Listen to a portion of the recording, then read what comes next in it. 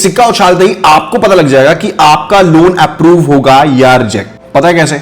रुको बताता हूं। मैंने सिक्का उछाला, हेड यानी कि यस और टेल यानी कि नो। एक बार उछाला, दो बार उछाला, तीन बार उछाला, हर फ्लिप इंडिपेंडेंट है और पिछली फ्लिप से कोई लेना देना नहीं है और सिर्फ दो ही आउटकम्स है, यस या नो। एंड यही बाइनोमियल डिस्ट्रीब्यूशन है। जब भी किसी इवेंट में सिर्फ दो ही आउटकम है, या तो एक्सेप्ट होगा या रिजेक्ट होगा, या यस होगा या नो होगा, या ट्रू होगा या फॉल्स होगा, और हर ट्रायल इंडिपेंडेंट हो एंड ऊपर से प्रोबेबिलिटी फिक्स्ड हो, तो बाइनोमियल डिस्ट्रीब्यूशन काम आती है। मान लो आप बैंक मैनेजर हो और आपके पास 10 लोन की एप्लीकेशंस आती हैं। अब लोन की एप्लीकेशन को मान लो एक सिक्के की तरह, या तो एक्सेप्ट करोगे या रिजेक्ट करोगे, और पास्ट डाटा से आपको पता है कि एप्लीकेशन के एक्सेप्ट होने की प्रोबेबिलिटी 70% है। अब क्वेश्चन एग्जाम में ये आएगा कि क्या एग्जैक्टली 7 एप्लीकेशंस एक्सेप्ट होने के चांसेस हैं। अब इसको सिक्के की एनालॉजी से समझो।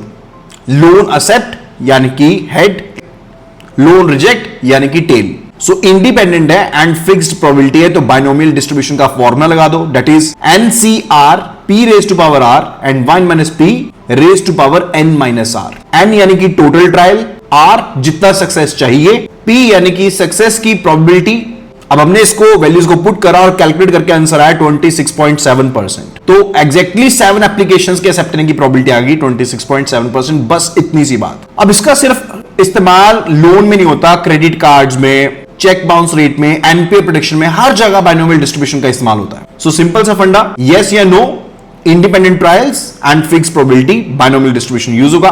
कंप्लीट चैप्टर का पीडीएफ चाहिए तो अभी लिखो ABM, कमेंट करो and I will be sharing the same.